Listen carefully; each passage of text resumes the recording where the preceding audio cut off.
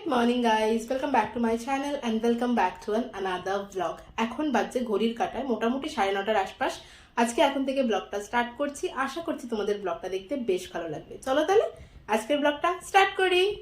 আজকে তো দোল পূর্ণিমা, সবার আগে তোমাদের জানাই শুভ দোল পূর্ণিমার অনেক অনেক শুভেচ্ছা ও ভালোবাসা। আজকে ব্লগটা কি হবো? দোল পূর্ণিমা। তোমরা সবাইকে বলে দাও তো, বলো শুভ দোল পূর্ণিমা। শুভ দোল পূর্ণিমা। আমি চশমা পরেছি দেখে ওই যে মাথায় চশমা দিতে হবে, আমার চোখের থেকে চশমাটা খুলে নিচ্ছিল, তারপর ওটা একটা চশমা দিলাম যেটা মাথায় দিয়ে মাথায় দিয়ে তাই বসে রয়েছে। আজকে সকালবেলা ঘুম থেকে উঠে পড়েছি আর উঠে আগে সব কাজ সেরে নিয়েছি, মানে বিছানা গোছানো, ব্রেকফাস্ট করানো, বুটুকে ব্রেকফাস্ট করে সব কিছু করে একবারে রেডি করে তারপরে ব্লগ স্টার্ট করেছি। কারণ প্রত্যেক দিন না সকাল থেকে ব্লগ স্টার্ট করাটা পসিবল হয় না। তার কারণ হচ্ছে মনে হয় মাঝে মাঝে যে কাজগুলো তাড়াতাড়ি থেকে গুছিয়ে নেয়, ভিডিও করতে গেলে একটু সময় যাই আর কি। তো সেই কারণে আজকে সকাল থেকে ব্লগ স্টার্ট করিনি, এখন থেকেই ব্লগটা স্টার্ট করেছি। এখন তো আজকে মা রয়েছে, মায়ের আজকে ছুটি রয়েছে, বুটু চলে গেছে আবার ওই ঘরে। এখন আমি একটুখানি পড়তে বসবো, একটুখানি পড়াশোনা করি, একটু তো সময় পাবো। তারপরে বুটুকে স্নান করানোর সময় উঠে ওকে স্নান টান করিয়ে সমস্ত কিছু করবো আর কি, লাঞ্চ করানো যে সমস্ত কাজ থাকে দুপুরের। এখন একটুখানি পড়বো আমি। আগে কিছুদিন আমার ফার্স্ট স্লটের টাইমিংটা ছিল ভোরবেলা, কিন্তু বেশ কিছুদিন হয়ে গেল আমি যেহেতু লেট নাইট পড়াশোনা করছি, আমার না ভোরবেলা খুব একটা ঘুম থেকে ওঠা হচ্ছে না। তো সেই কারণে আমি এখন পড়ার টাইমিংটা আমার একটুখানি চেঞ্জ হয়েছে। আর এই টাইমটাতে আমি কোনোদিনও পড়তে বসতে পারি না, যেহেতু মা থাকে না বাড়ি। তো আজকে যেহেতু মা আছে, আর মা আছে বলে বুটু আজকে মায়ের কাছে একটু বেশিই রয়েছে, তো সেই কারণে ভাবলাম চলো এই টাইমটাকে একটু ইউটিলাইজ করা যাক। সেই কারণে এই টাইমে পড়তে বসে পড়লাম। আর আমার না কোমরে একটু প্রবলেম আছে, মানে আমি পড়ে গেছিলাম, পড়ে গিয়ে আমি কোমরে চোট পেয়েছিলাম আমার বিয়ের আগে। সেই সময় থেকে না কোমরে একটু প্রবলেম আমার আছে। আর ইদানিং কিছুদিন হলো দেখছি আমি, যেহেতু আমি বসে বসে পড়াশোনা করছি, আমার কোমর ব্যথাটা আবার একটুখানি চাগার দিয়েছে। তো সেই কারণে এখন আবার কোমরে বেল্টও পরতে হচ্ছে। সেই কারণে পিছনে একটা বালিশ নিয়ে পড়তে বসছি কিছুদিন ধরে, মানে ব্যাক পেনটা একটু বেশিই হচ্ছে আমার। মানে আগে যেহেতু এত পরিমাণ বসে বসে পড়াশোনাটা হতো না, তাই মনে হয় ব্যাক পেনটা সমস্যা অতটা ছিল না, কিন্তু এখন যেহেতু হচ্ছে এটা, তো দেখছি আমার ব্যাক পেনটা ভীষণ রকমের হচ্ছে। মনে হচ্ছে আবার আগের মতো একটু ব্যায়াম করা শুরু করতে হবে। তখন তো ফিজিওথেরাপি করেছিলাম এবং ডক্টর বলে দিয়েছিল ব্যায়ামটা রেগুলারলি করতে, কিন্তু যেহেতু ব্যথা ছিল না তাই আর করার কথাও মনে ছিল না, কিন্তু এখন আবার করতে হবে। দেখো কি করছিস তুই? পাঁচফোড়ন, হলুদ, আর কি দিয়েছিস? মেথি, সর্ষে সব দিয়ে জল দিয়ে গুলেছে দেখো। আচ্ছা দাদি আছে না, দাদির কাছে যা চাইবে দাদি তো তাই দেবে। মা রান্না করছিল, চেয়েছে, ওই দেখো দিয়ে মশলার কৌটো নিয়ে কি গুলছিস? ছাতু গুলছিস? দেখো ছাতু গুলছে। দোল খেলবি নাকি বুট্টু? হ্যাঁ, রং মাখবি? হুম, চল তাহলে তোকে রং মাখিয়ে দিই। সোমবার আমাদের দোল, তো আজকে তো সোমবার, তো রং মাখবি? পরে মাখবি? মাখবি তো? হ্যাঁ। তা এখন কি করছিস তুই এর মধ্যে? এই যেগুলোতে কি করছিস? মেথি, সর্ষে, এলাচ রান্না করছিস? সর্ষে কোনটা? সর্ষে এই যে এইটা সর্ষে, এই যে সর্ষে। এলাচ কোনটা? এলাচ, এলাচ এই যে এর মধ্যে দিয়েছিস, ওই যে এলাচ দেখতে পাচ্ছি আমি।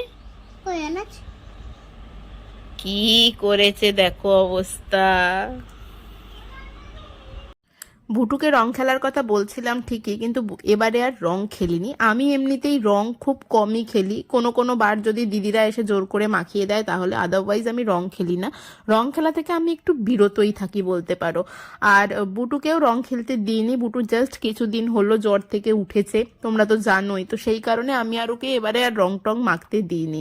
প্রিয়াঙ্কা বলছিল, প্রিয়াঙ্কা মানে হচ্ছে আমার বৌদি, বলছিল যে একটুখানি খেলো নমিতা দি, কিন্তু না, আমি আর বললাম যে না থাক, এবার আর খেলতে হবে না। বুটু জাস্ট কিছুদিন হলো জ্বর থেকে উঠেছে, আর আমিও আর খেলতে চাই না, থাক, দরকার নেই, রং খেলার কোনো দরকার নেই।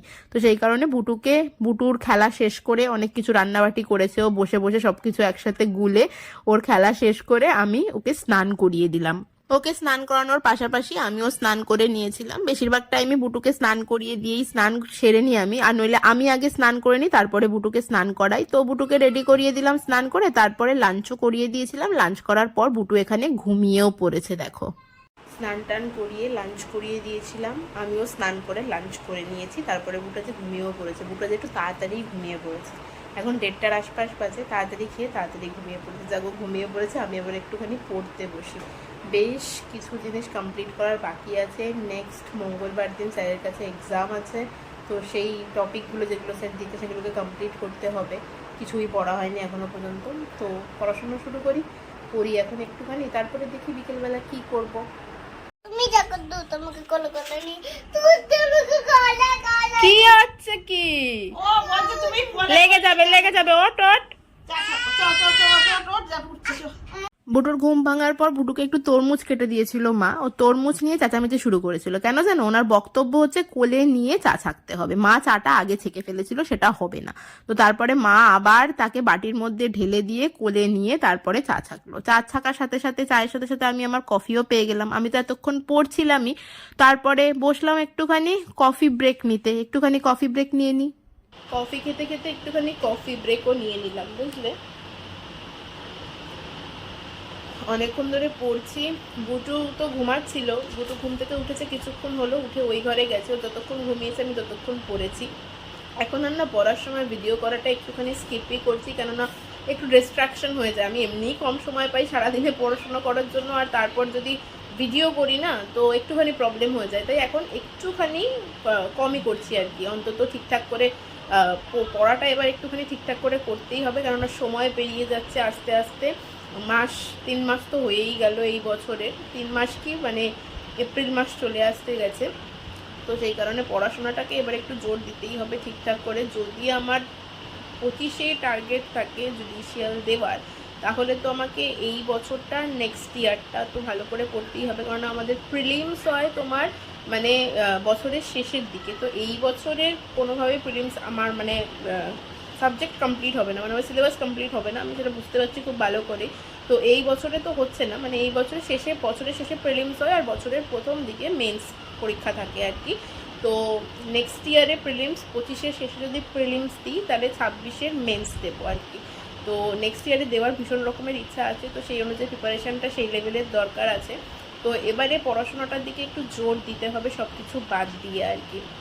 কফি খেতে খেতে একটুখানি বক বক করে নিচ্ছি তোমাদের সাথে, তারপরে আবার পড়াটা শুরু করব। বুটু এখন ঘুরতে যাবে বাবার সাথে, ওই ঘরে একটুখানি তরমুজ খেয়েছে, তারপর একটু হরলিক্স খাবে, হরলিক্স খেয়ে তারপরে ঘুরতে যাবে। বিকেলবেলার টাইমটা তো ঘুরতে যায়, ঘুরে আসলে তারপর ওকে আবার পড়তে বসাতে হবে। তো তার মধ্যেখানে মানে ও ঘুরে আসা অবধি মোটামুটি তো একটুখানি সময় পেয়ে যাচ্ছি, তো এখন একটুখানি পড়াটা করে নিই। তাই বক বক করতে করতে কফি ঠান্ডা হয়ে যাচ্ছে। সুন্দরী ঘুরতে যাবে, তারপরে এসে পড়াশোনা করবে। আমি তো এখানে বই খাতা নিয়ে বসে আছি, এসে খাতা পেন নিয়ে চলে এসছে, আমি লিখবো। পড়াশোনা করার মন চেয়েছে, চলে এসছে পড়াশোনা করতে। দেখো ABCD লিখছে।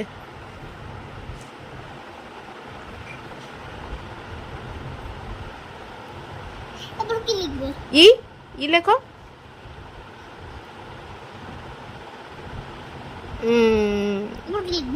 এফ লেখো। গুড, তাড়াতাড়ি লিখে নাও, লিখে ঘুরে আসো একটুখানি। দেখো ওরিও বিস্কুট খেয়েছে, মুখে লেগে রয়েছে। হরলিক্স খেয়েছিস বুটু? কি রে, আমার দিক তাকা, খাসনি?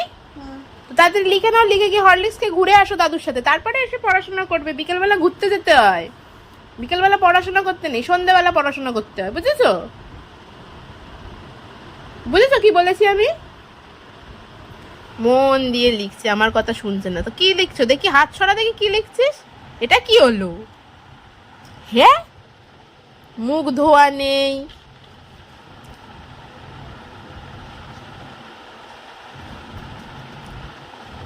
তুমি কি ট্রায়াঙ্গেল করছো নাকি?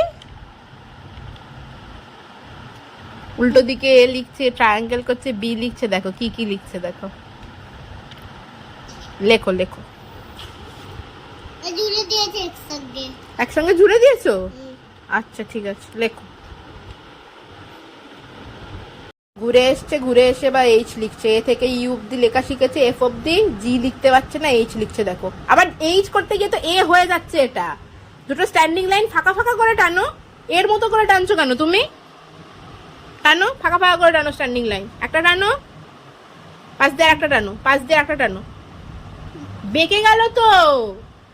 তাড়াতাড়ি ধরো আর ঠিক করে লেখো। নতুন কিছু তো শিখতে হবে, এ থেকে এফ অব্দি শিখে গেছে, এবার তো অন্য কিছু শিখতে হবে তো। এবার পাশেটা সোজা করে টানো, সোজা। এবার মধ্যখান দিয়ে স্লিপিং, গুড। এই তো এরকম কি সুন্দর হয়েছে দেখো। আবার একটা পাশে করো, আবার একটা করো, সোজা পাশেটা। এবার স্লিপিং করে দাও একটা, গুড। পাশে একটা করো। এটা স্লপিং লাইন হয়ে যাচ্ছে কিন্তু, স্ট্যান্ডিং লাইন করবে না দুটো। হ্যাঁ, এটা লেখো, গুড। এই কটা লিখে নাও, ব্যাস ছুটি। এই কটা লিখে নিলেই ছুটি তোমার আজকে। তোর উড়ে যাচ্ছে কথা। এই যে ধরছি আমি, নাও লেখো। কি হলো ওটা? খালি তুই এইচ লিখতে গিয়ে এ লিখছিস কেন বুটু? এইগুলো তো ঠিক করলি, এগুলো সব কটা তো ঠিক করলি, এখানে কি হচ্ছে এটা?